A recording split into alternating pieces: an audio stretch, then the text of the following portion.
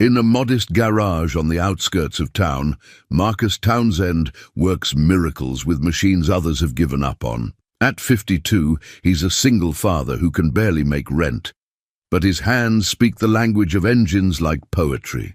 When a pristine Ferrari F40, one of only 400 ever made, rolls into his shop on a flatbed, he knows this could change everything. Every elite mechanic in the city has failed to revive it. The owner, Victoria Sterling, CEO of Sterling Innovations, watches skeptically as Marcus works through the night, his weathered hands dancing across the engine.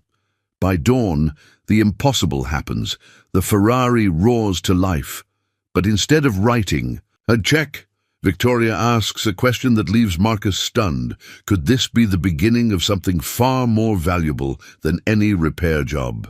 Before we jump back in, tell us where you're tuning in from. And if this story touches you, make sure you're subscribed, because tomorrow I've saved something extra special for you. The autumn sunrise painted long shadows across Marcus Townsend's workbench as he traced his fingers over the worn leather of his wallet. Inside, beneath a scratched plastic sleeve, a faded photograph showed a younger version of himself with Sarah, his late wife, her smile as radiant as ever. Beside them stood their daughter Emma, then just 6, clutching a toy wrench with the same determination she now showed with real tools at 16. "Dad, you're doing it again," Emma's voice carried through the garage, accompanied by the familiar squeak of the side door. She wore her mother's old denim jacket, now adorned with patches from various engineering competitions. Remembering won't pay the bills. Marcus tucked the wallet away, managing a smile. "Someone's up early. Someone never went to sleep." Emma set 2 coffee cups on the workbench, the aroma of French roast filling the space. "I was finishing my robotics project. Mrs. Henderson thinks it could win state this year." "You should be sleeping, not building robots at dawn," Marcus said. But pride crept into his voice despite his paternal concern. Emma had inherited her mother's brilliance and his stubborn dedication to fixing things. Sometimes he wondered if she was raising herself more than he was raising her. The morning light streamed through the garage's dusty windows, illuminating decades of accumulated tools and memories. Every surface told a story.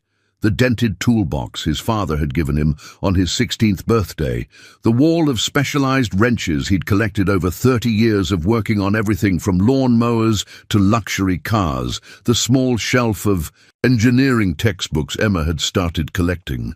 Bills came in. Emma pulled a stack of envelopes from her backpack, each one marked with increasingly urgent red stamps.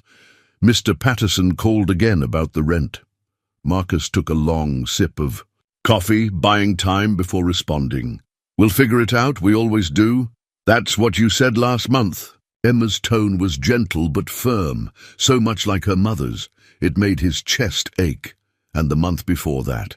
Maybe if you actually charge people what you're worth." "I charge what's fair," Marcus interrupted, more sharply than he intended. He softened his voice. "Besides, most of our customers can barely afford that." The truth was, Marcus couldn't bring himself to turn away anyone who needed help, even when they couldn't pay full price. Old Mrs. Wilson's ancient Volvo, Mr. Lee's delivery van that kept his restaurant business running, the beat-up Honda that young Tommy used to drive to community college. They all represented someone's livelihood, someone's dreams. A familiar rumble outside announced the arrival of their first customer of the day. Through the open garage door, Marcus watched Joe Miller's rusted pickup truck limp into the lot, smoke curling from under the hood in an ominous grey ribbon. "Speaking of charging what you're worth," Emma muttered, but she was already reaching for her toolbox. Despite her protests about his business practices, she loved the work as much as he did. Marcus grabbed his diagnostic tablet, the one luxury he'd allowed himself in recent years, and headed out to meet Joe. The farmer's weathered face showed the same worry Marcus had seen too often lately, the fear of a repair bill that could break an already strained budget. "She's running rough again," Joe said by way of greeting, patting the truck's hood like an old horse. I know you just fixed her last month, but let's take a look. Marcus cut in kindly, already popping the hood. He didn't mention that he'd only charged Joe for parts last time, or that he'd been doing the same for half his customers this past year. The garage might be struggling, but he still slept better, knowing he'd helped his neighbors keep their lives running. Emma appeared at his elbow with the toolbox, her quick eyes already assessing the engine. "Injectors again?" she asked, reaching for the diagnostic port. "Good catch," Marcus nodded, pride momentarily overwhelming his financial worries. "Why, don't you take point on this one?" As he watched his daughter work, confidently explaining each step to Joe, Marcus felt a familiar mix of joy and concern. Emma deserved college, deserved a shot at the engineering career she dreamed of, but with the garage's income barely covering their basic needs, he couldn't see how to make that happen. The morning continued in its familiar rhythm. More customers, more repairs, more payments that didn't quite cover the work performed.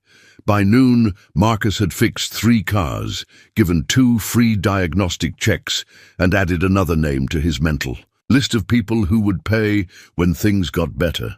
What he didn't know was that fate was about to roll into his garage on 4 Italian tires, bringing with it a chance that would change everything, if only he was brave enough to take it. The Ferrari arrived like a fallen star, its pristine Rosso Corsa paint dulled by a layer of road dust, strapped to a flatbed truck that seemed almost apologetic about its cargo silence. Marcus was elbow-deep in a transmission repair when he heard Emma's sharp intake of breath from the garage entrance. "Dad," she whispered, reverence in her voice. "That's an F40." The truck driver, a weathered man in his 60s, climbed down from his cab, clutching a leather-bound maintenance logbook. "You Marcus Townsend?" Before Marcus could answer, the click of heels on concrete announced another arrival. Victoria Sterling emerged from a black Mercedes that had pulled in behind the flatbed, her presence as commanding as the Ferrari's. She wore a charcoal suit that probably cost more than Marcus's monthly rent, but it was her eyes that caught his attention, sharp, analytical, and currently fixed on him with an intensity that made him want to check his shirt for grease stains. "Mr. Townsend," she said, extending a manicured hand. "I'm Victoria Sterling, CEO of Sterling Innovations. I understand you're something of a miracle worker." Marcus wiped his hands carefully on a shop rag before shaking hers. "I just fix cars, Ms. Sterling." "That's not what I've heard." She gestured to the Ferrari. "This F40 has been to every premium shop in the tri-state area. Nobody can figure out what's wrong with it. The engine starts, runs for exactly 37 seconds, then dies every time." Emma had drifted closer to the flatbed, her eyes scanning the Ferrari's lines with the same focus she brought to her engineering projects. "Have they checked the fuel delivery system? These had unique pressure requirements." Victoria's eyebrows rose slightly. "They have, along with everything else." She turned back to Marcus. "Your reputation reached me through rather unusual channels.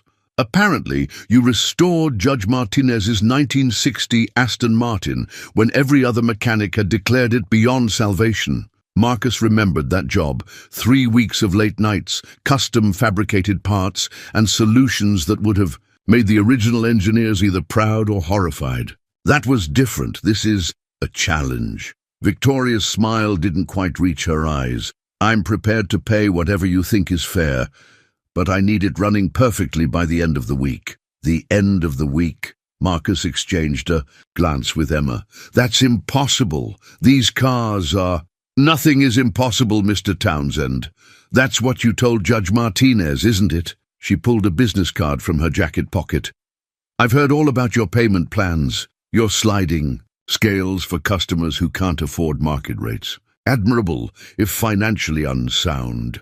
Fix this car, and I might have a proposition that could solve those problems." The truck driver had been quietly unloading the Ferrari, its red form now gleaming under the garage lights. He handed Marcus the maintenance logbook, its pages filled with stamps from prestigious service centers and notes in multiple languages. Emma was already circling the car, her phone out, comparing something to an online reference. "Dad, look at this." She pointed to a slight discoloration near one of the intake manifolds. "Remember that weird issue with Mr. Peterson's Jaguar last year?" Marcus did remember. It had been a similar problem, intermittent failure caused by a cascade of seemingly unrelated issues. He'd solved it by thinking outside the factory specifications, trusting his instincts and 30 years of experience. Victoria watched their exchange with interest. "Your daughter seems quite knowledgeable." "Emma's going to be an engineer," Marcus said automatically, then caught himself. "If we can figure out the tuition." Something flickered in Victoria's expression, recognition perhaps, or calculation.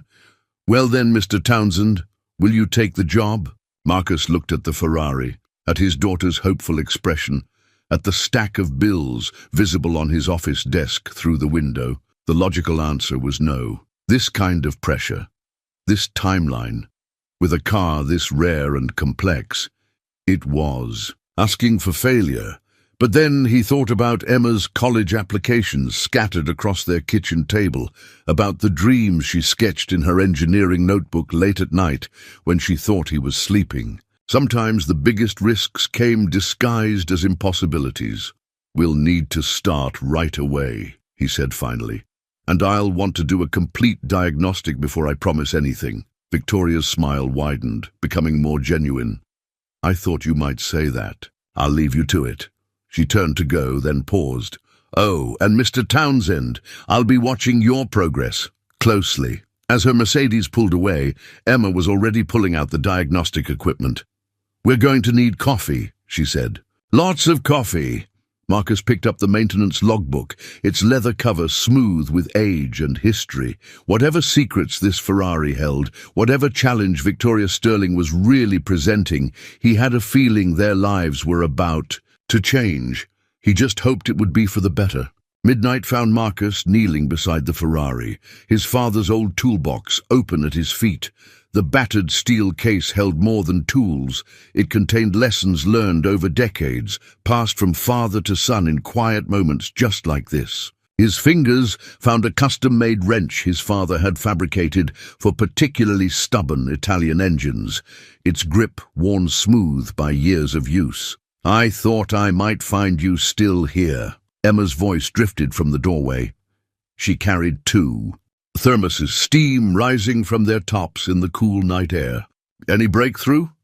Marcus accepted the coffee gratefully. "Maybe. Come look at this." Under the harsh workshop lights, the Ferrari's engine bay gleamed like a jewel box. Marcus had spent hours studying the maintenance logbook, tracing the car's history through service stamps and technicians' notes. Now, with Emma at his shoulder, he pointed to a seemingly innocent collection of wires and tubes.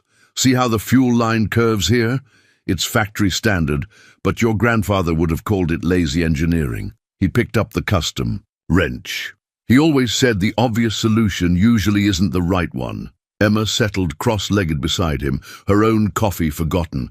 "Like that Porsche last year, when everyone said it needed a new transmission, but you found the real problem in the control module." "Exactly," Marcus smiled, remembering his father's voice. "Cars talk to you, son. You just have to learn their language." He reached deeper, into the toolbox, past the standard wrenches and sockets, to the special tools his father had crafted over the years. Each one told a story of a problem solved, a challenge overcome. The Ferrari's engine ticked as it cooled, like a patient waiting to share its secrets. Marcus had already verified what the other mechanics had found. The engine would start, run, briefly, then die. But something about the way it failed nagged at him. The sound wasn't quite right. "Hand me that diagnostic tablet," he said, reaching for another of his father's custom tools. "I want to try something." Emma passed him the tablet, then leaned in closer. "Wait, are you thinking what I think you're thinking?" "Depends. Are you thinking about that weird pressure fluctuation we saw in the data?" Marcus grinned as Emma's eyes lit up. Like him, she could read an engine's vital signs like a doctor reading a patient's chart. Together, they worked through the next hour in comfortable silence, broken only by occasional murmurs of "try this" or "look here." Emma's fresh perspective, combined with Marcus's experience in a familiar dance, one they'd perfected over years of working side by side. Around 2 in the morning, Emma straightened up suddenly. "Dad, what if it's not the fuel system at all? What if that's just a symptom?" Marcus looked up from where he was tracing a wire harness. "Go on." "Well, remember what you always say about Italian electronics of this era, how they're like temperamental artists." She grabbed the tablet, fingers flying across the screen. "Look at these voltage readings. They're within spec, but barely. What if—" She didn't finish her sentence, but she didn't need to. Marcus was already reaching for another of his father's special tools, this one designed to test electrical connections in tight spaces. His father had made it for a troublesome Lamborghini back in '85, and it had saved them countless hours since. "Then, Emma," he said slowly as the readings started making sense, "I think you just found our ghost in the machine." A soft sound from the garage doorway made them both look up. Victoria Sterling stood there, elegant despite the late hour, watching them work with an unreadable expression. How long she'd been there, Marcus couldn't tell. "I hope I'm not interrupting," she said, stepping into the light. "I was curious about your progress." Marcus straightened, suddenly aware of his grease-stained hands and rumpled shirt. "We might have found something, but I'll need to fabricate a special tool to verify it." Victoria's eyes fell on the old toolbox, then moved to Emma's excited face, taking in the easy rapport between father and daughter. Something in her expression softened slightly. "You know," she said, "when Judge Martinez told me about you, he said something interesting. He said you don't just fix cars, you understand them. I'm beginning to see what he meant." Emma beamed with pride, but Marcus felt a flutter of uncertainty. There was something in Victoria's tone, something that suggested this late-night visit wasn't just about checking on the Ferrari's repair. He looked down at his father's toolbox, at the specialized instruments that represented generations of problem-solving. Whatever game Victoria Sterling was playing, he had a feeling they were about to move into the next round. Victoria Sterling had built her empire by reading people as precisely as Marcus read engines. Now, seated in a corner of his garage, her Mont Blanc pen moving across the pages of her worn leather notebook, she found herself documenting something unexpected. 3:47 a.m. Subject demonstrates unprecedented approach to diagnostic process. Integration of intuitive and analytical methods suggests unique problem-solving framework. Note, daughter's contribution significant. Possible hereditary component to mechanical aptitude. She paused, watching Marcus and Emma work. They moved around each other with the synchronization of dancers, anticipating each other's needs without words. It was nothing like the sterile efficiency of her company's R&D department, where engineers in pristine lab coats worked under fluorescent lights with state-of-the-art equipment. This was different, raw, real. "Coffee?" Emma's voice startled her from her observations. The teenager held out a fresh cup, steam rising in the pre-dawn air. Victoria accepted it, noting the chipped mug's NASA logo. "You're interested in aerospace engineering?" "Among other things." Emma's eyes drifted to the notebook. "Are you taking notes on us?" Before Victoria could respond, a triumphant sound from Marcus drew their attention. He emerged from under the Ferrari's hood, holding what looked like a twisted piece of metal. "Found it! Emma, remember what you said about the voltage readings?" Victoria watched as father and daughter bent over the component, their excitement palpable. She added another note. "Collaborative problem-solving exemplary, potential applications for corporate team structure." The previous mechanics were looking at it wrong, Marcus explained, more to Emma than to Victoria. They saw the symptoms, but missed the cause. This connector's degradation was creating a cascade effect through the electrical system. Victoria stood, moving closer. But surely their diagnostic equipment would have caught that. Marcus smiled, and for the first time, Victoria noticed how it transformed his whole face. "Sometimes machines lie, Miss Sterling. You have to trust your instincts as much as your instruments. Please, she found herself saying, call me Victoria. She watched him fabricate a replacement part using equipment that belonged in a museum, his movements precise despite the ancient tools. Her notebook filled with observations, but increasingly she found herself writing about things that had nothing to do with mechanical expertise. The way his hands moved with both strength and delicacy, how his eyes crinkled when Emma made a clever suggestion. The quiet confidence that had nothing to do with ego and everything to do with earned wisdom. You're not just here about the car, are you? Emma's question was soft but direct. Victoria met the teenager's knowing gaze. What makes you say that? The way you're watching us, like we're some kind of experiment.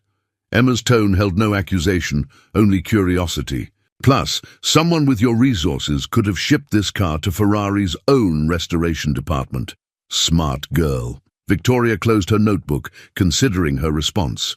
Let's just say I'm interested in more than just mechanical repairs. The business proposition you mentioned? Something like that. Victoria stood, brushing off her skirt. The sun would be rising soon, and she had an early board meeting. Your father has something rare, Emma. Something that can't be taught in engineering schools or corporate training programs. I know, Emma said simply, pride evident in her voice. As if on cue, Marcus called Emma over to help him test the newly fabricated part. Victoria watched them work, adding one final note to her notebook.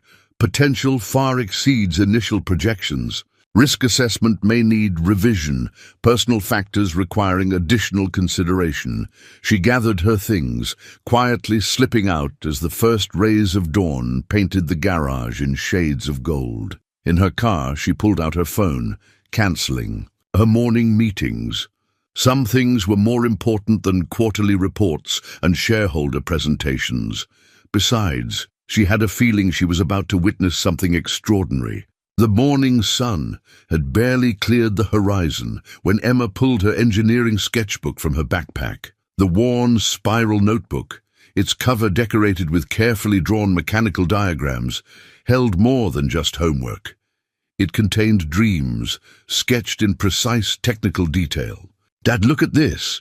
She flipped to a fresh page, pencil flying across paper. If we modify the connection point here, we could prevent the same issue from recurring.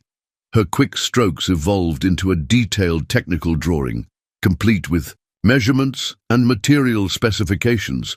Marcus leaned over her shoulder, coffee forgotten in his hand. That's actually brilliant. He turned to Victoria, who had returned after her brief departure. Emma's been designing custom solutions since she was 12. Remember that alternator bracket for the '67 Mustang? Emma blushed, but kept drawing. That was just a simple adaptation. That was innovation, Victoria said, moving closer to study the sketch. Her eyes widened slightly as she took in the elegant simplicity of Emma's design. This is remarkable work. Have you considered applying for engineering internships? A shadow crossed Emma's face. I've looked into some programs, but most of the good ones are either unpaid or require connections we don't have. Marcus finished quietly. Victoria pulled up a chair, her usual corporate reserve softening. May I? She gestured to Emma's sketchbook. As she flipped through the pages, her expression grew increasingly thoughtful. Each page revealed another invention, another solution to a complex mechanical problem, all rendered with professional precision. Here, Emma said, pointing to a particularly detailed drawing. This is a modification I designed for the diagnostic system we use. It helps detect subtle electrical fluctuations that most standard equipment misses. That's actually what gave me the idea about the Ferrari's problem. Marcus watched the interaction with a mixture of pride and protective concern. He'd seen Emma's talents dismissed before by those who couldn't see past her age or their circumstances. But Victoria was different. She studied each design with genuine interest, asking technical questions that revealed her own engineering background. These aren't just clever fixes, she said finally. "These are innovations that could have significant commercial applications." Emma's eyes lit up. From her backpack, she pulled out another notebook, this one filled with even more ambitious projects. "I've been working on this concept for an adaptive diagnostic system. It learns from each repair, building a database of unusual problems and solutions." Victoria's polished professional demeanor cracked slightly, revealing genuine excitement. "Show me." For the next hour, the Ferrari sat forgotten as Emma walked them through her idea. She'd clearly spent countless nights developing it, combining artificial intelligence concepts with practical mechanical experience. Marcus watched in amazement as his daughter confidently answered Victoria's increasingly complex technical questions. "The biggest challenge," Emma explained, sketching rapidly, "is teaching the system to recognize the kind of intuitive problems Dad solves. It's not just about data, it's about pattern recognition across seemingly unrelated factors." Victoria nodded, her own corporate notes forgotten as she engaged with Emma's ideas. "Have you considered incorporating machine learning algorithms? My company has been developing something similar for manufacturing diagnostics." "Actually, yes." Emma flipped to another page covered in flowcharts and code snippets. "I've been studying programming in my spare time. I think if we combine traditional diagnostic parameters with adaptive learning protocols." Marcus felt a familiar ache in his chest as he watched them talk. Emma deserved this. Deserved to have her ideas taken seriously, to be mentored by someone who could open doors he couldn't. But the practical realities of their situation loomed large. As if reading his thoughts, Victoria turned to him. "Marcus, do you realize what you have here? Your daughter isn't just good with cars. She's developing solutions that could revolutionize automotive diagnostics." "I know," he said softly, "but knowing something's valuable and being able to do something about it are different things." Victoria was quiet for a moment, studying them both. Then she pulled out her phone and pulled up a calendar. "Emma, how would you feel about presenting some of these ideas to my engineering team?" Emma's pencil clattered to the floor. "What? We have a summer internship program. It's highly competitive, but—" Victoria smiled, a genuine warmth replacing her usual corporate polish. "I think we might be able to make an exception for exceptional talent." Marcus started to protest. They couldn't afford to take time away from the garage, couldn't risk getting Emma's hopes up, but the look of pure joy on his daughter's face stopped him. "First," Victoria held up a hand, "we need to finish fixing this Ferrari. Consider it your practical entrance exam." She winked at Emma, "though I'd say you're already passing with flying colors." Emma grabbed her sketchbook, energy renewed. "Dad, let's try implementing my modification now. I think if we—" As they turned back to the car, Marcus caught Victoria watching them with an expression he couldn't quite read. Whatever game she was playing, whatever her true motives were, she'd just given Emma something priceless, recognition of her potential, and for that he was willing to take whatever risks came next. The preliminary contract sat on Marcus's worn office desk like an alien artifact, its Sterling Innovations letterhead gleaming under the fluorescent lights. Victoria had placed it there with careful precision, her expression neutral but expectant. "I don't understand," Marcus said, scanning the document's first page. "A partnership?"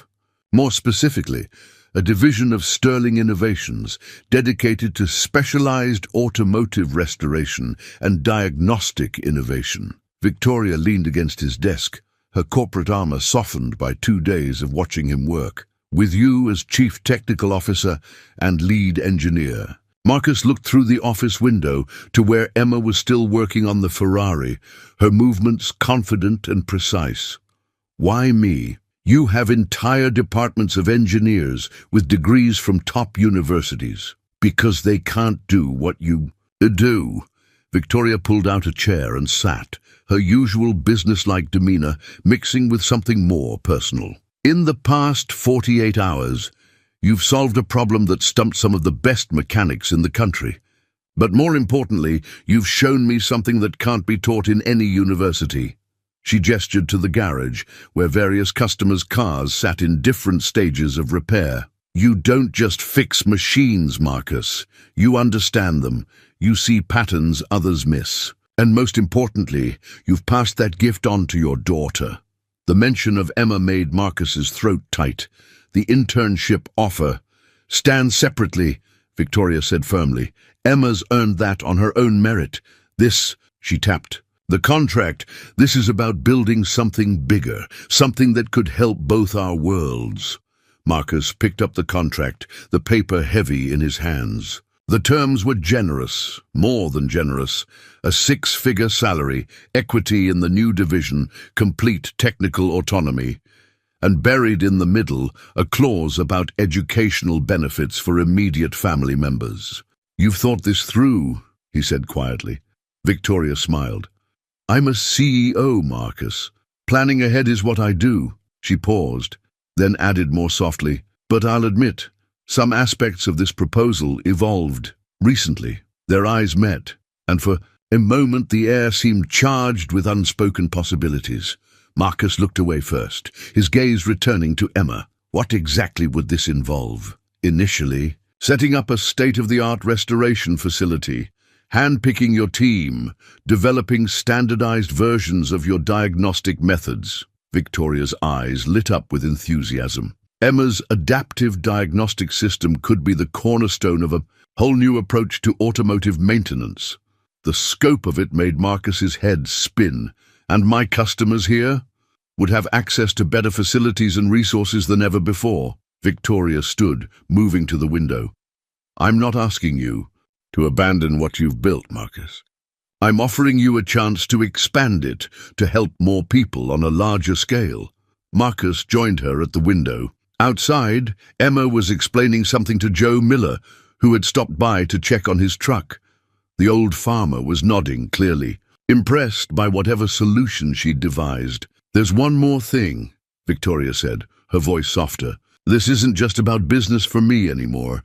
These past 2 days, watching you and Emma work, I've seen something I thought had disappeared from the corporate world, something genuine, something real. Marcus turned to study her face, seeing past the polished exterior to something more vulnerable. Why does this matter so much to you? Victoria was quiet for a long moment. Because 20 years ago, I was a lot like Emma, full of ideas, dreams, potential. But I didn't have anyone to open doors for me. I had to fight for every opportunity, sacrifice everything that didn't directly serve my goals. She smiled sadly. I succeeded, but sometimes I wonder about the cost. The honesty in her voice struck a chord in Marcus. He looked back at the contract, seeing it now not just as a business proposition, but as something more personal, a bridge between worlds. I'll need time to think about it, he said finally. Victoria nodded, gathering her belongings. Of course, but Marcus. She paused at the office door. Don't take too long. Some opportunities only come once in a lifetime. After she left, Marcus sat at his desk. The contract opened before him. Through the window, he could hear Emma's laughter mixing with the sound of tools against metal, the familiar symphony of their life together. Change was coming, one way or another. The question was whether he was brave enough to embrace it. The yellowed newspaper clipping trembled slightly in Marcus's hands as he sat alone in his office that evening. The headline still had the power to stop his breath. Local woman dies in highway accident. Mechanical failure suspected. Below, Sarah's smile beamed from a grainy photograph forever frozen in time. He rarely allowed himself to look at it, keeping it tucked away in the same drawer as unpaid bills and deferred dreams. But Victoria's proposition had stirred up old memories, making him question decisions made in grief's long shadow. I thought I might find you here. Victoria's voice startled him. She stood in the doorway, her corporate attire replaced by casual clothes that somehow made her seem more real. Her eyes fell to the newspaper clipping, and something in her expression shifted. I did my research, she said quietly, stepping into the office. About the accident. About the manufacturer's recall that came 2 months too late. Marcus carefully. folded the article, his fingers finding the well-worn creases. "Is that why you chose me? Because of Sarah?" "No." Victoria sat in the chair across from him. "But it helps me understand you better." She hesitated, then reached into her bag, pulling out a photograph of her own. "We all have our ghosts, Marcus." The photo showed a much younger Victoria standing next to an older man in mechanic's coveralls, both beaming in front of a partially restored Chevrolet. "My father," she explained. "He had a shop about half the size of this one. Not as organized, but full of the same kind of magic." Marcus studied the photo, noting the pride in both their faces. What happened? Progress. The word carried years of bitterness. A developer bought the whole block, offered my father a fraction of what the business was worth. When he refused, she trailed off, her perfectly manicured nails digging slightly into the photo's edges. They found other ways to force him out. Zoning changes, health code violations, death by 1,000 paper cuts. "And that's why you went into business?" Victoria's laugh held no humor. "I went to business school with one goal, to never be powerless. Again, worked my way up, learned every trick, played their game better than they did." She gestured around the garage. "But somewhere along the way, I lost what made my father's shop special. The human element, the soul." Emma's voice drifted in from the garage, humming while she worked on the Ferrari. The sound seemed to soften something in Victoria's face. "When I saw you working with Emma," she continued, "it reminded me of those days with my father. The joy of creation, the pride in doing something right, not just profitable." Marcus looked down at Sarah's article, then at Victoria's photo. "After the accident, I almost gave up the garage. Couldn't bear to touch another engine, knowing what mechanical failure had cost me." "What changed?" "Emma." A small smile touched his lips. "She was 7, trying to fix her bike chain with my tools, making a complete mess of it, but so determined, just like her mother." He met Victoria's eyes. "Sometimes the only way past loss is to find a new purpose." Victoria nodded slowly. "That's partly why I made the offer. Not just because of your skill or Emma's potential, but because you've preserved something precious, something I want to help protect and grow, not corporate engineer into submission." Marcus leaned back, studying her. The polished CEO facade had cracked, revealing someone more complex, more human, someone who understood loss and redemption in ways he hadn't expected. Sarah used to say that every broken thing was just waiting for the right person to fix it, he said quietly. "Not just machines, but people too."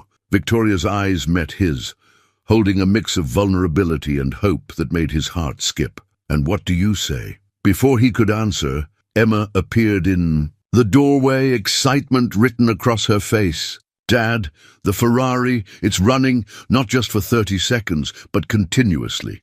She paused, sensing the emotional weight in the room. "Everything okay?" Marcus looked at the newspaper clipping, at Victoria's photo, at his daughter's concerned face. 3 generations of dreams, losses, and possibilities, all converging in this moment. "Yeah, sweetheart," he said, standing up. "I think everything's going to be just fine." The Ferrari's keys dangled from a custom Sterling Innovations keychain, catching the early morning light. Victoria held them out to Marcus, a challenge and an invitation in her gesture. "You did the impossible," she said. "You should be the one to test it." Marcus looked at the F40, its Rosso Corsa paint gleaming after Emma's careful detailing. They'd worked through the night, fine-tuning every system, triple-checking every modification. Now, in the crisp dawn air, the car seemed to vibrate with potential. "Actually," he said, surprising himself, "I think Emma should take the first shift monitoring the diagnostics. She's the one who spotted the pattern." Emma's eyes widened. "Really?" Victoria smiled, producing a second set of keys. "I thought you might say that. My car's equipped with diagnostic equipment. We can follow and monitor everything in real time." The next few minutes were a flurry of preparation. Emma set up her laptop, connecting it to the custom diagnostic system she'd helped design. She looked professional, confident, every inch the engineer she was meant to be.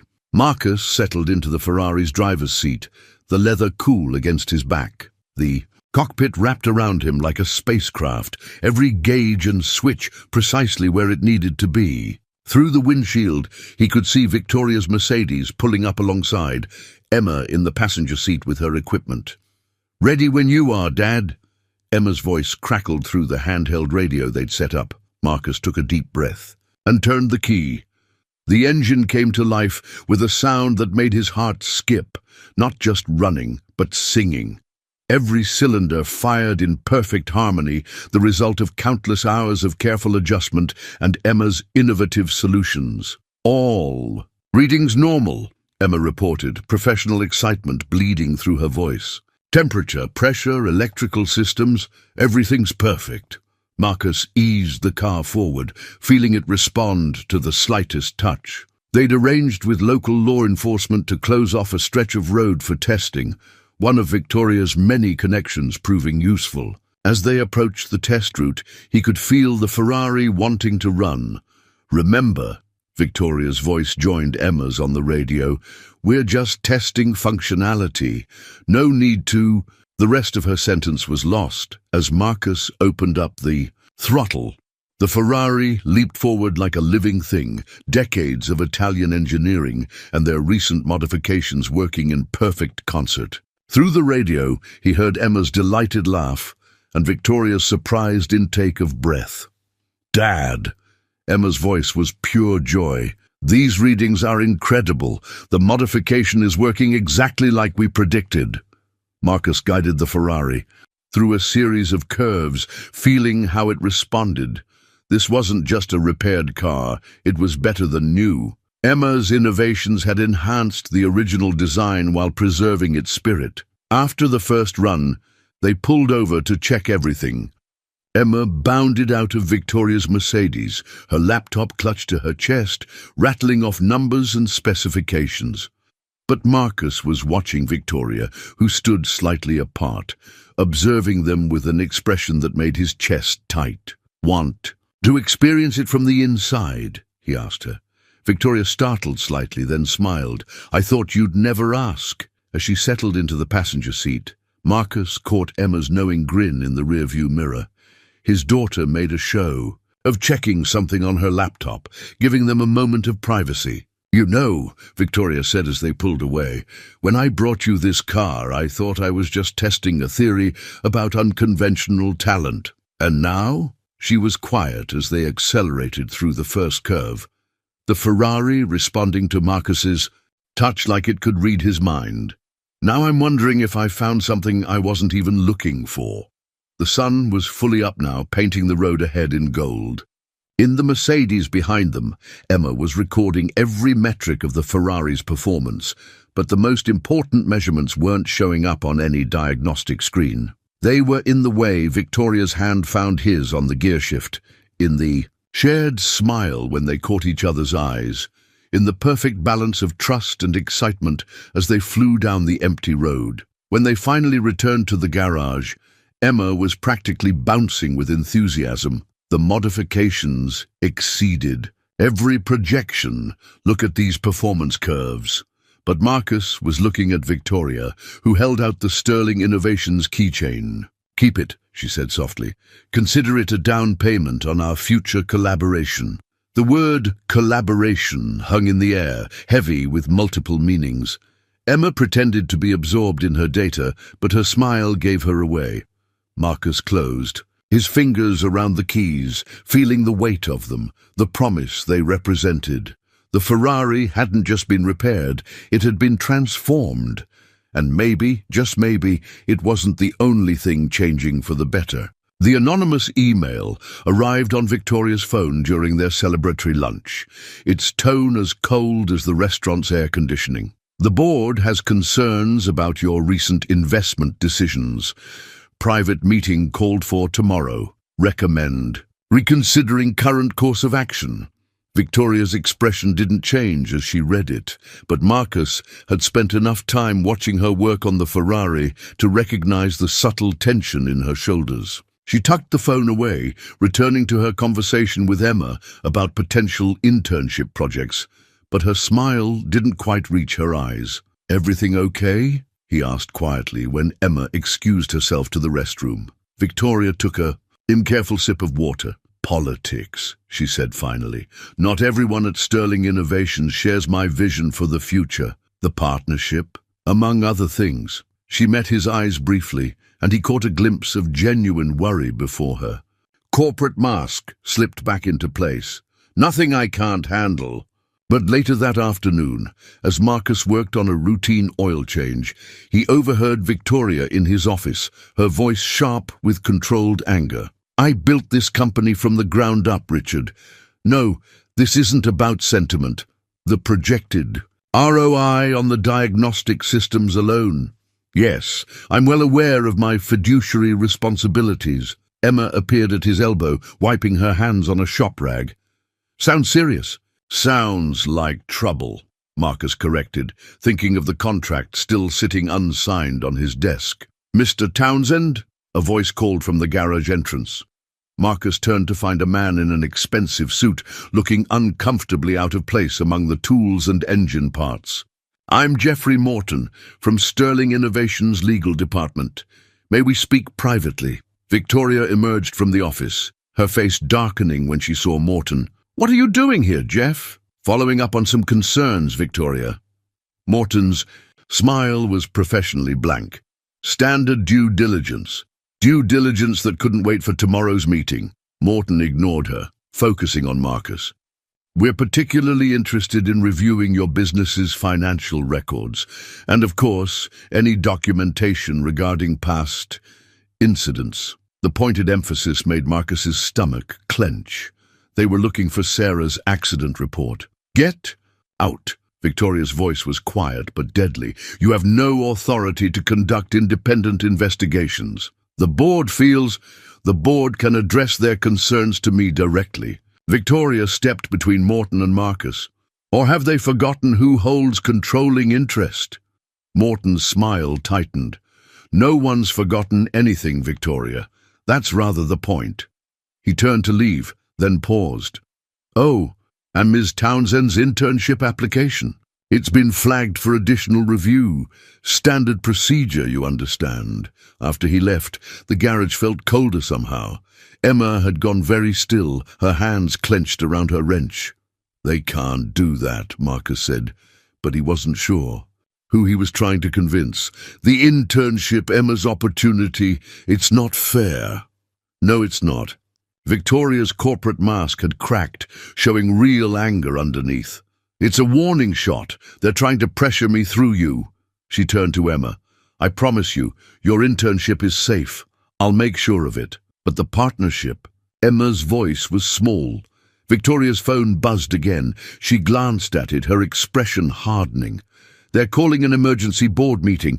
I have to go." She hesitated, then stepped closer to Marcus. "Whatever you hear, whatever they try, to tell you, trust that I'm handling it." After she left, Marcus found Emma staring at the Ferrari, its gleaming surface reflecting the afternoon sun. "Dad," she said quietly, "what are we going to do?" Marcus picked up a wrench, the familiar weight grounding him. "What we always do, sweetheart.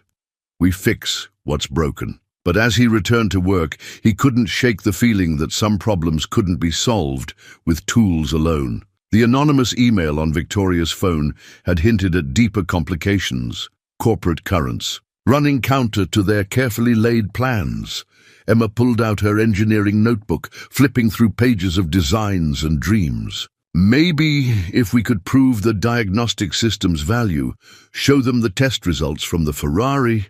Marcus watched his daughter, seeing Sarah's determination in the set of her jaw. They'd overcome technical challenges, pushed past personal barriers, found something precious and unexpected in the process.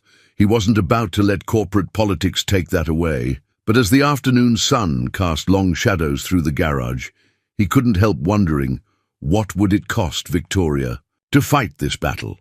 And more importantly, was he willing to let her pay that price? Marcus spent the night at his workbench, his father's lessons guiding his hands as he sketched detailed diagrams of the custom tools they'd developed for the Ferrari. Each drawing told a story of innovation born from necessity, of problems solved, through experience and intuition rather than corporate budgets. "You don't have to do this," Victoria said, appearing in the garage just before dawn.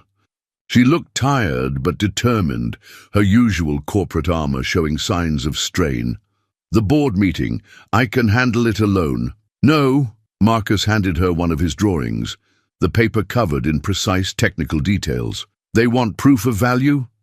Let's give them something they can't ignore." Emma emerged from the office, carrying her engineering notebook and a stack of diagnostic readouts. She'd stayed up all night too, compiling data and preparing their presentation. Dark circles shadowed her eyes, but her voice was steady. "I've analyzed the market potential," she announced, spreading papers across the workbench. "Based on current diagnostic system limitations and repair costs across luxury brands alone, our modified approach could save millions annually." Victoria picked up one of Marcus's drawings, studying the elegant simplicity of his solutions. "These aren't just repairs," she said softly. "This is art." "Engineering is art," Emma corrected, sounding so much like her mother that Marcus's chest tightened. "Dad taught me that." They spent the next 2 hours preparing, the garage transforming into a war room.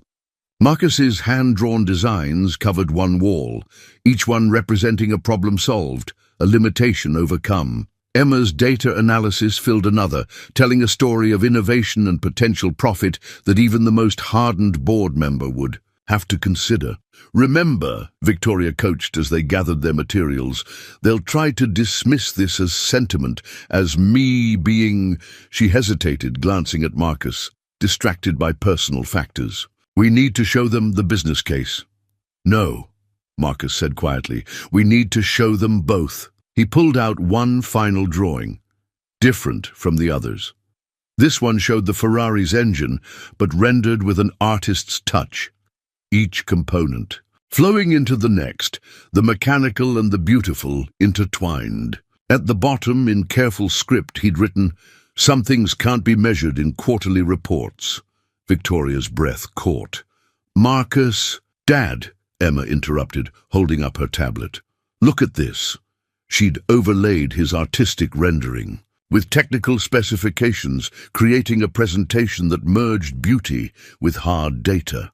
"We show them both, the art and the engineering, the heart and the numbers." Marcus looked at his daughter, brilliant, determined, so ready to take on the world, and then at Victoria, who'd risked so much already to believe in them. Something shifted in his chest, a decision crystallizing. "I have one more thing to add," he said, pulling out a folder he'd brought from home. Inside was the original newspaper article about Sarah's accident, but also something else, patent applications he'd never filed, innovations he'd developed over the years, but kept to himself. "Dad?" Emma's eyes widened as she recognized some of her own early inspirations in the drawings. "Your mother used to tell me I was too modest for my own good," he said, spreading the papers out. "Maybe it's time to prove her right." Victoria studied the patents, her business mind clearly calculating their potential. But when she looked up, her eyes held something deeper than professional interest. "The board meets in 2 hours," she said. "Are you sure about this? Once we start—" "I'm sure." Marcus gathered up his drawings, decades of expertise captured in ink and paper.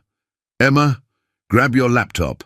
Victoria—" He paused, finding courage in her steady gaze. "Lead the way." They packed everything into Victoria's Mercedes, the rising sun painting the garage in shades of possibility. As Marcus locked up, he caught his reflection in the Ferrari's polished surface. Not just a mechanic anymore, but maybe something more.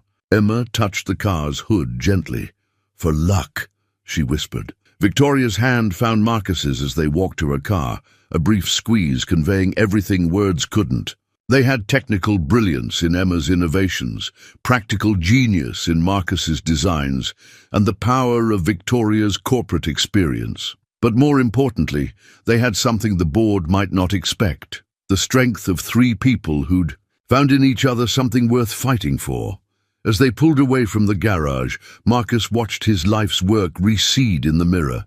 For 20 years, he'd played it safe, stayed small, protected what remained of his world after Sarah's death. But now, watching Emma review her presentation one last time, seeing Victoria's quiet confidence as she drove, he realized that sometimes the biggest risk was in not taking one at all. They had one shot to change everything.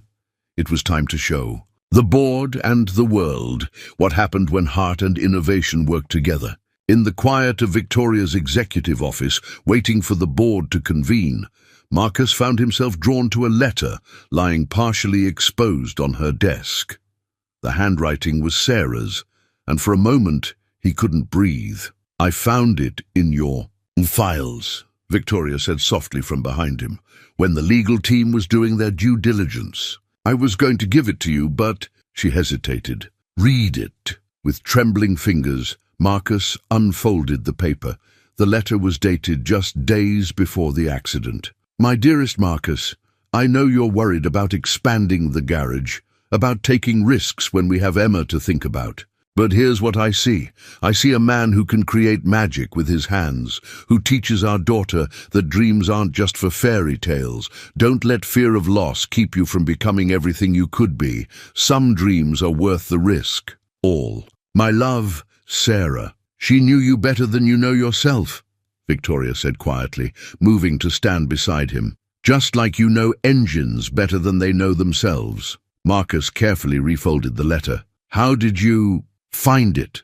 "The same way I found all your unfiled patents, your innovative repairs, your quiet brilliance." She turned to face him. "I didn't fall in love with just a mechanic, Marcus. I fell in love with a man who's been hiding his light under a bushel for far too long." The word love hung in the air between them, unexpected but somehow not surprising. Before Marcus could respond, Emma burst through the door, her face flushed with excitement.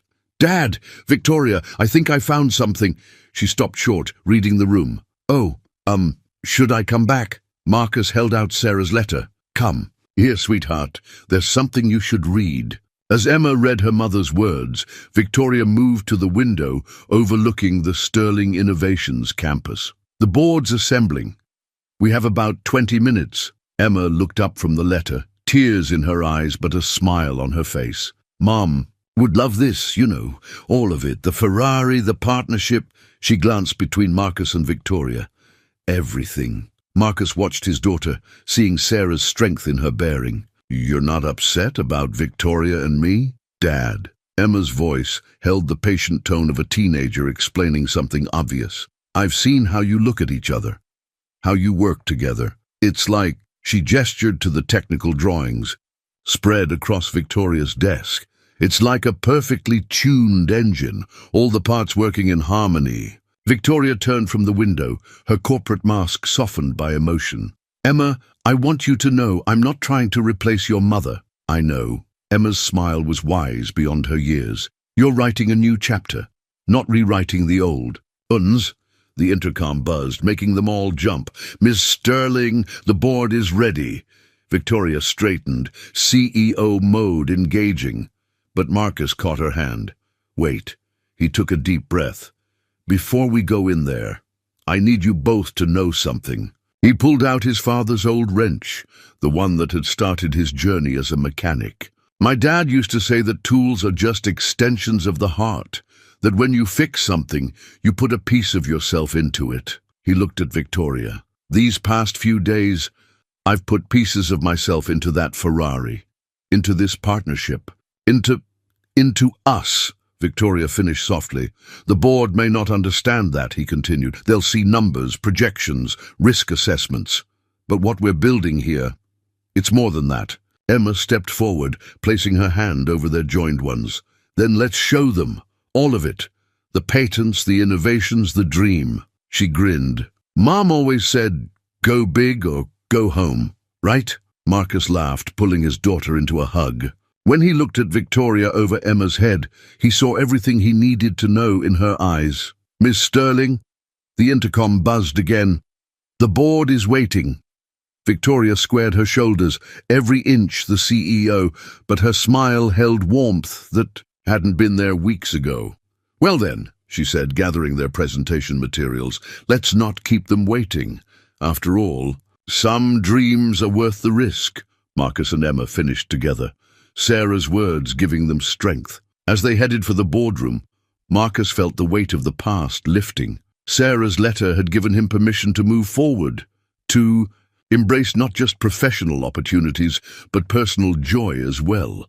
Whatever happened in the next hour, they would face it together, a family forged in the heat of shared dreams and unexpected love. The manipulated financial report hit the boardroom's main screen like a digital thunderbolt.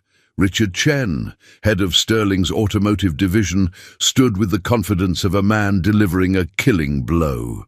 "As you can see," he said, gesturing, "to the damning numbers, Ms. Sterling's proposed investment would drain resources from proven revenue streams to fund what is essentially a vanity project inspired by a small-town mechanic and his teenage daughter." Victoria's hands tightened on the conference table, but her voice remained steady. "Those projections are based on incomplete data, Richard. If you'll allow Mr. Townsend to present our full analysis, I think we've seen enough amateur presentations today." Chen cut in smoothly. He clicked to the next slide, displaying a series of newspaper articles. Marcus's heart stopped when he saw Sarah's accident report among them, particularly from someone with such a complicated history with automotive failures. Emma half rose from her seat, but Marcus caught her arm. "Wait," he whispered. "The board has already been more than generous," Chen continued, listening to Ms. Sterling's passionate defense of this proposal. But passion, as we all know, can cloud judgment. His smile was shark-like as he turned to Victoria. "Perhaps recent personal entanglements have affected your usually impeccable business sense." The boardroom tensed at the implied accusation. Marcus watched Victoria, seeing the corporate mask strain under the attack. But before she could respond, Emma stood up. "May I speak?" Her voice was clear and confident, carrying Sarah's strength. Chen's patronizing smile widened. "Young lady, this is a board meeting, not a school presentation. Let her speak." The command came from an elderly woman at the far end of the table. Margaret Chen, Richard's mother and Sterling's majority shareholder, had been silent until now. She fixed her son with a steely gaze. "Some of us remember what it's like to be underestimated because of age or background." Emma didn't waste the opportunity.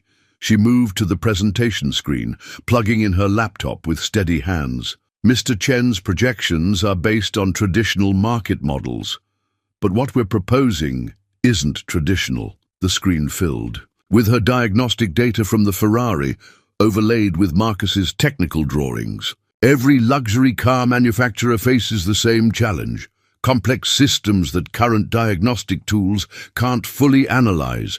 But what if, for the next 10 minutes, Emma commanded the room, presenting their innovation with a clarity that made even the most skeptical board members lean forward. She wove together Marcus's practical genius and Victoria's business acumen into a vision that was both revolutionary and achievable. "And yes," she said, meeting Richard Chen's eyes directly, "I am a teenager and my father is a small-town mechanic. But he taught me that true innovation doesn't care about titles or corporate hierarchies. It cares about solving problems." She clicked to her final slide, a comparison of the Ferrari's performance before and after their modifications. "These aren't projections or promises.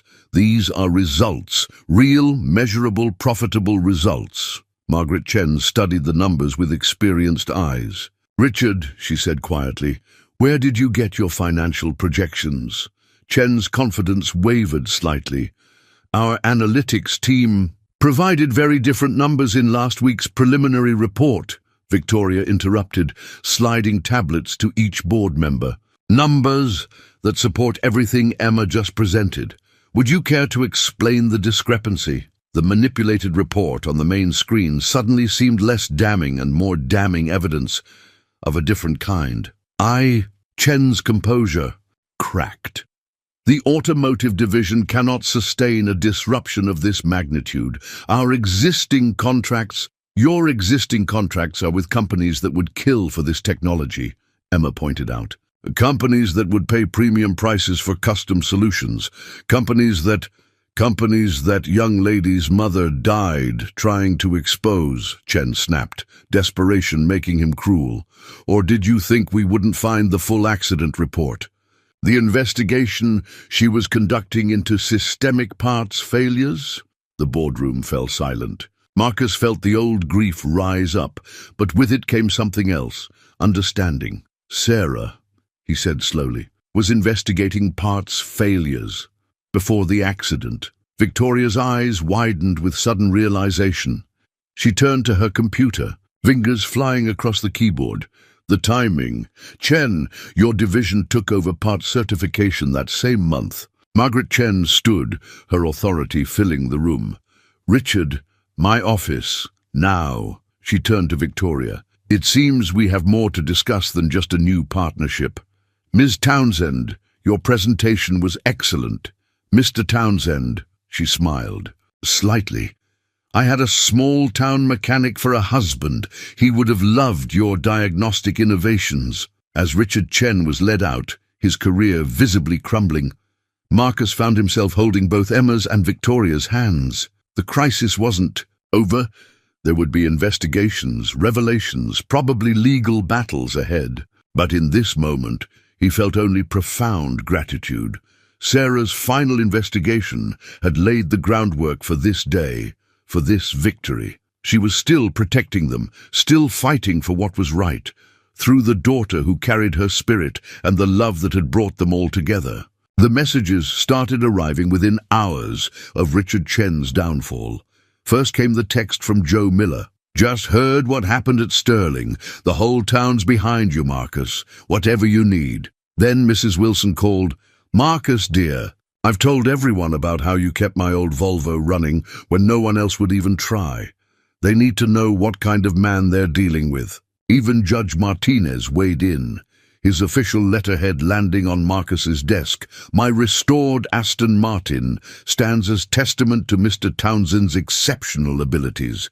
Any attempt to discredit his expertise is, frankly, laughable. Victoria found Marcus in his office, reading through the growing stack of supportive messages.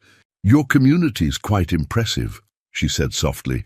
I've never seen anything like it. They're not just customers, Marcus replied, thinking of all the late-night repairs, the payment plans, the times he'd chosen kindness over profit.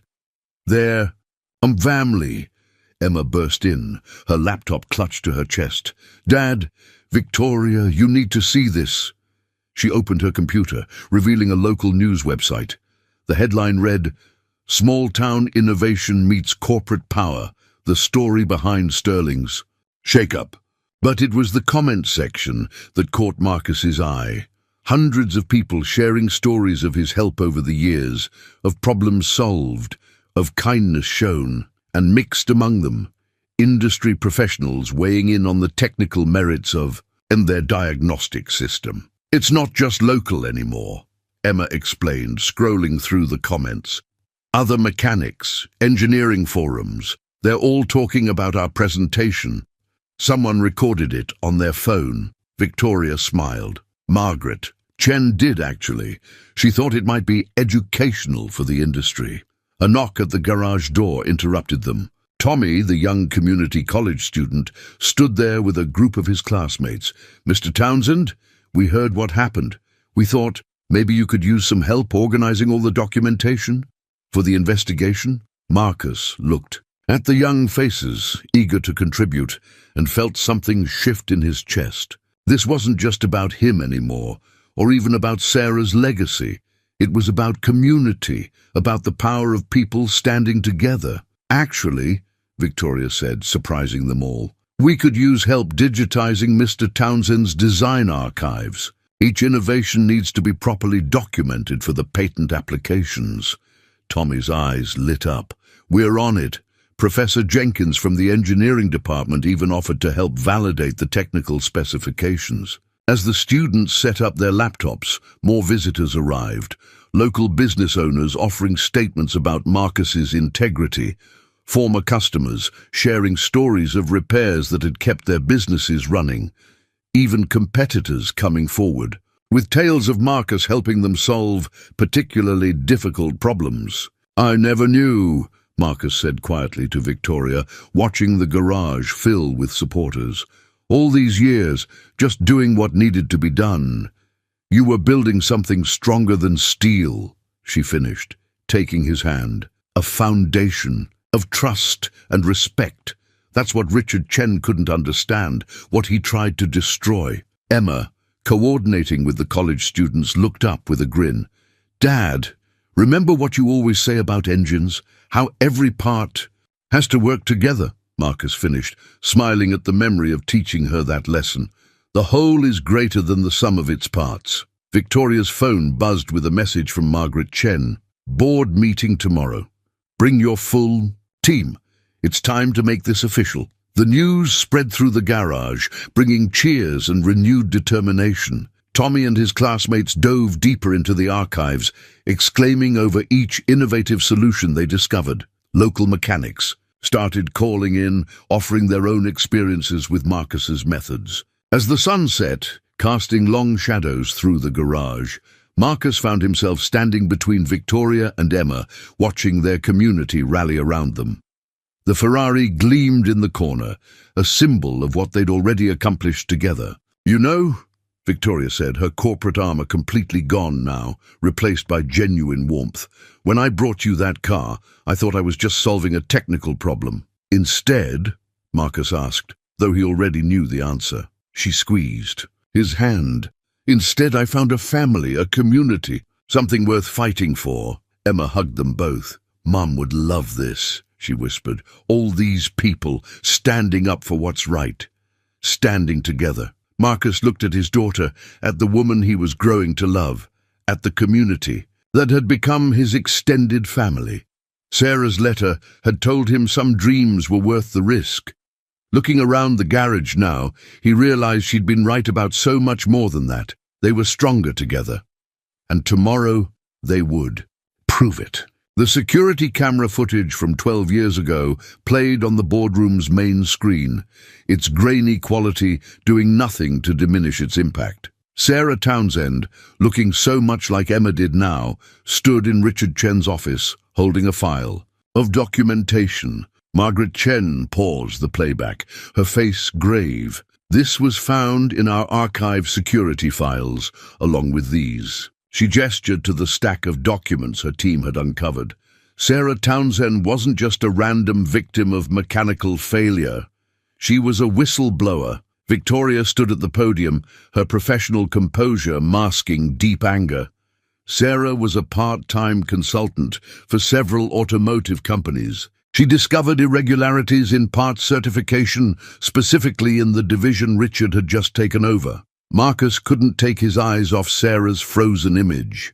Even in the grainy footage, he could see the determination that had made him fall in love with her. Emma's hand found his, squeezing tight. "The investigation has revealed," Victoria continued, "that Richard Chen had been accepting bribes to certify substandard parts. When Sarah threatened to expose him," she paused, collecting herself. "The brake failure in her car wasn't an accident. It was deliberate sabotage." The boardroom erupted in murmurs.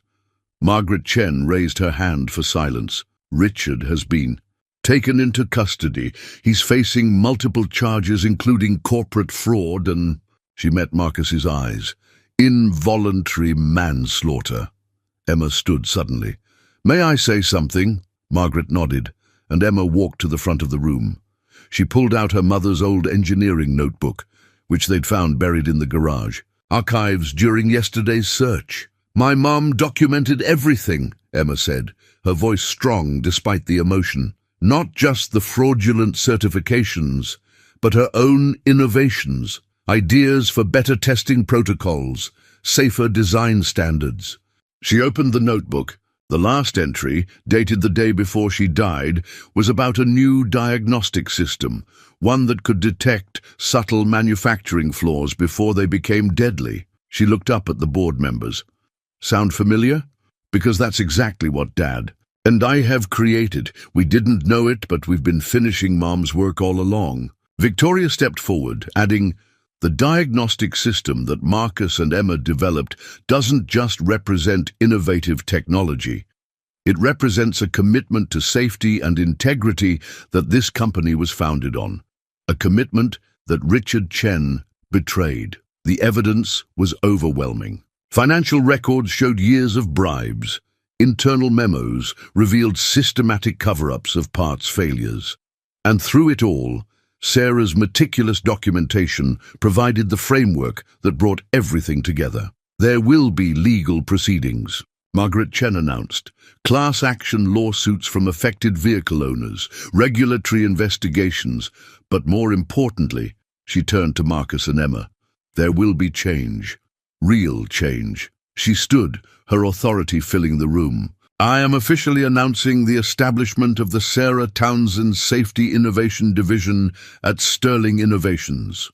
With Marcus Townsend as Chief Technical Officer and Emma Townsend as our first engineering apprentice, pending her college education, Victoria unveiled the new division's logo on the screen, a perfect blend of technical precision and human care, with Sarah's signature equation for parts testing worked subtly into the design.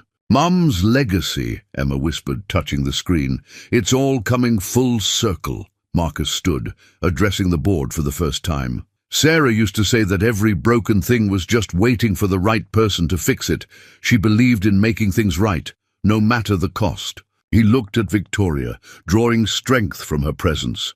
"This division won't just honor her memory, it'll carry forward her mission." The board's vote was unanimous. As people began filing out, Margaret Chen approached Marcus privately. "Your wife was a remarkable woman, Mr. Townsend. She helped us expose a cancer in our company at the cost of her own life. We can never fully repay that debt." "No," Marcus agreed, watching Emma excitedly discuss implementation plans with Victoria. "But we can make sure her sacrifice wasn't in vain." Later, in Victoria's office, the three of them sat together, processing the day's revelations. The Ferrari sat visible through the window, now more than ever a symbol of transformation and justice. "Dad," Emma said softly, "I found something else in Mum's notebook. A letter addressed to both of us." She pulled out a folded page, reading, "My dearest loves, if you're reading this, something's gone wrong. But remember, the truth always finds its way to the light. Keep fixing what's broken, keep making things better, and most importantly, keep loving with your whole hearts." Victoria quietly wiped away a tear as Marcus pulled Emma close. Through the office window, they could see Tommy and his classmates already setting up workstations in the new division's space, eager to be part of this new chapter. Sarah's truth had finally emerged, and with it came not just justice, but a future brighter than any of them could have imagined. The architectural plans for the new restoration facility spread across Marcus's old workbench, the crisp blue lines a stark contrast to the well-worn surface. The design merged his practical wisdom with modern innovation. Traditional repair bays, alongside state-of-the-art diagnostic labs, classroom spaces next to specialized workshops. "What do you think?" Victoria asked, watching his face as he studied the plans. "We kept the essence of your garage, just expanded it a bit." "A bit?" Marcus chuckled, tracing the outline of what would become the Sarah Townsend Innovation Center. "This is bigger than my whole building." "But look here," Emma pointed excitedly. "The main workshop has the same layout you've always used, and we're keeping all your tools, just adding the new diagnostic equipment around them." She'd spent weeks helping the architects understand how her father worked, ensuring the new facility would enhance rather than replace his methods. Victoria smiled, wrapping an arm around Emma's shoulders. "Your daughter's quite the advocate. She insisted we preserve the soul of the place. The plans showed more than just a building. They showed a vision coming to life. Training areas where experienced mechanics could learn alongside engineering students, research labs where Emma's diagnostic systems could be developed and refined, and a community space where anyone with a passion for innovation could find support and guidance. "The construction team can start next week," Victoria said softly, "but first," she pulled out a small velvet box. "I thought we might want to make another kind of new beginning official." Marcus's heart skipped as she opened the box, revealing not just a ring, but a key. "The ring is optional," she said, her corporate confidence giving way to genuine vulnerability. "But the key is to our new home, if you both want it." Emma's eyes widened. "Both of us?" "Of course, both of you." Victoria looked between them. "We're a family now, or at least," she smiled at Marcus. "We could be." Marcus picked up the ring, simple and elegant like the woman offering it.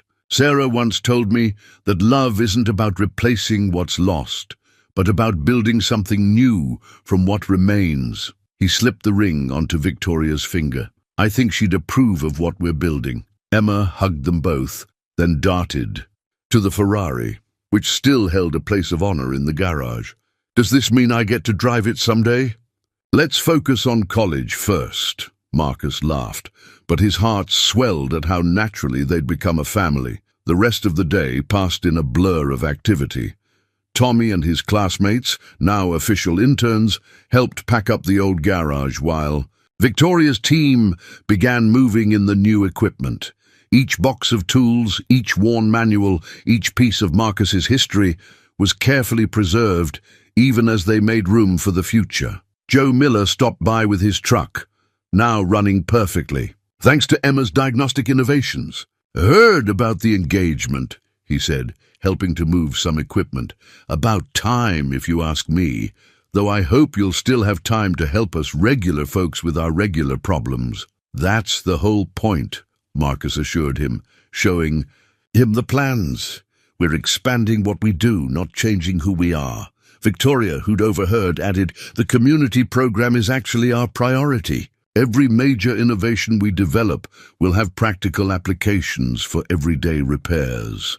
As the sun set, they stood together in the old garage one last time. Tomorrow, construction would begin on the new facility. Tomorrow, their vision would start becoming reality. But tonight was for remembering, for appreciating the journey that had brought them here. Emma found an old photo album in one of the boxes, opening it to reveal pictures of the garage's early days. "Look, Dad, that's you and Mom when you first opened." Marcus and Victoria looked at the photo of young Marcus and Sarah standing proudly in front of their tiny garage. "We had such big dreams," Marcus said softly. "And now they're coming true," Victoria replied, "just in a different way than you expected." Emma carefully placed the album in a box marked Display Items, Innovation, Center Museum. They decided to include a historical exhibit in the new facility, honoring the garage's origins and Sarah's legacy while celebrating its future. As they locked up for the night, the Ferrari's polish caught the last rays of sunlight, throwing rainbows across the walls. Tomorrow would bring changes, challenges, new beginnings. But tonight, standing with his new family in the place where everything had started, Marcus felt nothing but gratitude. They had found something precious in the midst of change, a way to honor the past while embracing the future, to preserve what mattered while building something new, together. The framed photograph dominated the entrance of the Sarah Townsend Innovation Center. Marcus, Emma, and Victoria standing proudly beside the restored Ferrari F40, their faces reflecting both achievement and joy. Below it, a simple plaque read, "Where traditional wisdom meets modern innovation." 1 year had passed since construction began, and the center had become more than any of them had imagined. On this particular morning, Marcus stood in his new workshop, still organized exactly like his old garage, watching Emma demonstrate diagnostic techniques to a group of aspiring mechanics. "The computer can tell you what's wrong," she was explaining, her confidence grown over the past year of college and hands-on work. But Dad taught me that you have to listen to the engine too. It's about combining intuition with innovation. The students, a mix of traditional mechanics and engineering majors, crowded around as she pulled up data on their latest diagnostic system. Among them, Marcus recognized faces from local repair shops, young apprentices sent by their mentors, to learn the new methods while preserving the old skills. Everything we develop here goes through 3 phases, Emma continued, sounding so much like both her mothers, Sarah's technical precision and Victoria's business acumen blending in. Her voice.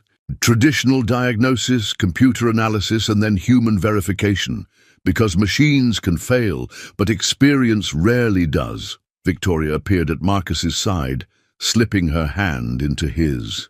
Their wedding rings caught the morning light. "She's amazing," she said softly. "Both Sarah and you would be so proud."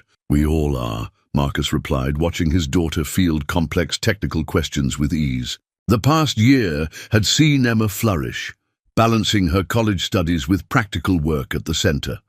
Her innovative diagnostic systems were already being adopted by manufacturers across the industry. The Ferrari, maintained in perfect condition, had become something of a mascot.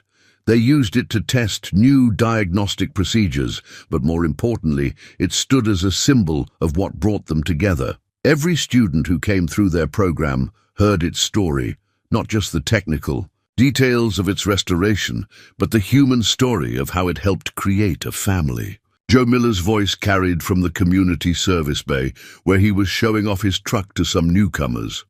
"This place saved my farm, you know. Their payment plans, their innovative repairs, they understand it's about more than just fixing machines." The center had stayed true to Marcus's original vision. No one was turned away for lack of funds. The profitable corporate contracts and licensing deals from their diagnostic patents helped subsidize community service work. It was a balance that would have made Sarah proud. Tommy, now their head teaching assistant, while finishing his engineering degree, rushed up with excitement in his eyes. "Mr. Townsend, that modification Emma designed for vintage cars, we just got the patent approval." Victoria grinned. "That makes 12 patents this year. The board's thrilled, but more importantly," she gestured to the busy workshop floor, where knowledge and skills were being passed between generations. "This is what real success looks like." They'd created something unique, a space where corporate innovation and community service coexisted, where cutting-edge technology enhanced rather than replaced human expertise. The Sarah Townsend Safety Innovation Division had become a model for other companies, proving that profit and principle could work together. Marcus walked through the facility, noting how seamlessly the old and new had merged. His father's custom tools sat in cases alongside state-of-the-art diagnostic equipment. Sarah's engineering notebooks, digitized and expanded by Emma, had become the foundation for their teaching curriculum. Even his old coffee maker had found a place of honor in the break room, still brewing the same strong blend that had fueled countless late-night repairs. A group of executives from a major manufacturer was touring the facility, led by Margaret Chen herself. She'd become a strong advocate for their approach, helping to implement similar programs across the industry. As they passed, Marcus overheard her saying, "The genius isn't just in the technology, it's in the philosophy behind it." Later that afternoon, as the sun painted the workshop in familiar golden hues, Marcus found Emma and Victoria in the archive room. They were adding a new photo to the wall, Emma's first patent certificate displayed alongside Sarah's original safety proposals. "Mum would love this," Emma said, stepping back to survey the wall. "Not just the innovations, but how we're helping people, how we've brought everything full circle." Victoria wrapped an arm around her stepdaughter. "She's still helping people. Through you. Through all of this." Marcus looked at his family, at the legacy they'd built together. The Ferrari gleamed through the window. Still beautiful, still perfect, still reminding him of how love could appear. In the most unexpected ways. "You know what Sarah used to say about broken things?" he asked, pulling them both close. Emma smiled. "That they're just waiting for the right person to fix them. And sometimes," Victoria added, "fixing them makes us whole too." The centre hummed with activity around them, students learning, mechanics working, innovations being born. They had created more than a business or a school.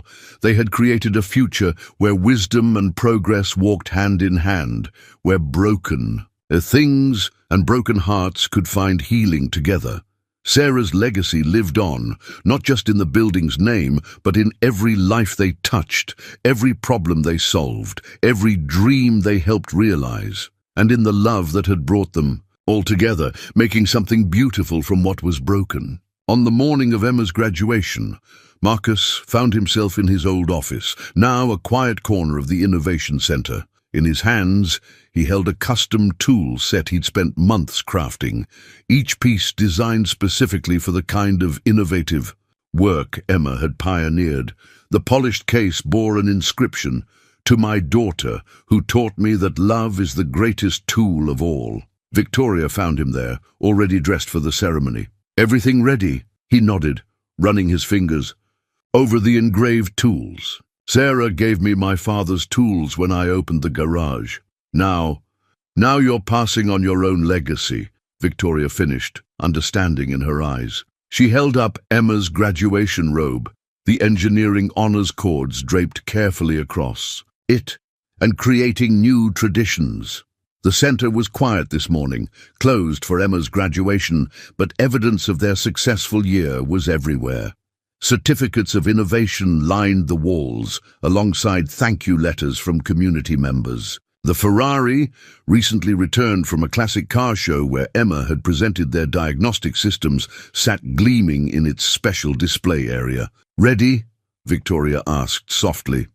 Marcus stood, tool set in hand. "Almost." He walked to Sarah's memorial corner, where her photograph smiled next to the latest Safety Innovation Awards. "We did it, honey," he whispered. "She became everything you dreamed and more." The graduation ceremony itself was a blur of pride and emotion. Emma's valedictorian speech touched on themes that brought tears to many eyes. The power of combining old wisdom with new ideas, the importance of community, the strength found in family, both born and chosen. "Innovation isn't just about creating something new," she said, her voice strong and clear. "It's about understanding what's valuable in what came before. My father taught me that every problem has a solution if you're willing to look at it from all angles. My mother, my first mother, taught me through her legacy that principles are worth fighting for.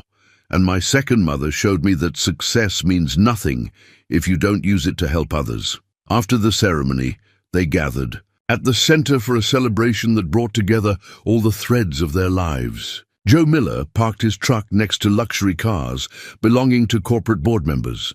Tommy, now accepted into a prestigious engineering graduate program, showed younger students around the facility.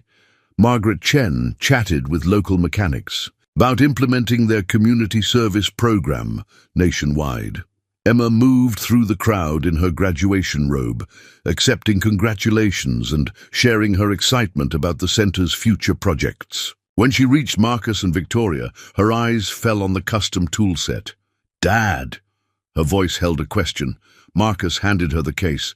"Every great engineer needs the right tools." Emma opened it, her fingers tracing the inscription. Then she pulled out her own surprise, a small wrapped package. "I have something for both of you too." Inside was a framed photograph, Emma as a toddler in Sarah's arms, mixed with a recent photo of her with Victoria.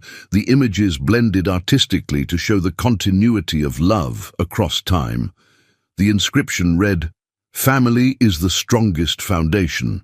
Victoria wiped away tears as Marcus hugged them both.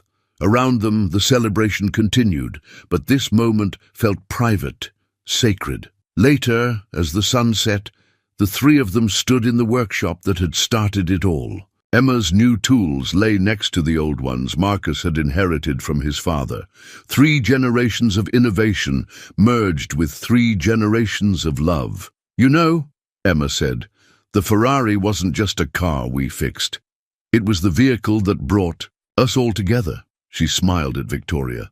That first night, when you watched Dad work, you weren't just evaluating his skills, were you?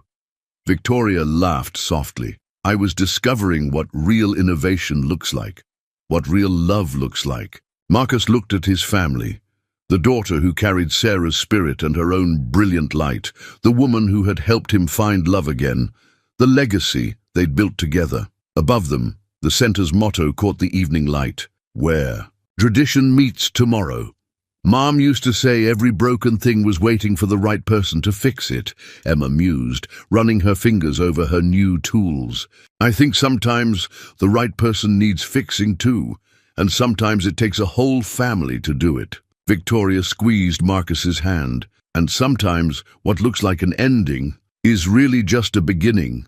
Marcus finished, watching the future unfold before them, bright with promise and possibility. The Ferrari's keys hung on their special hook, the Sterling Innovations keychain catching the last rays of sun.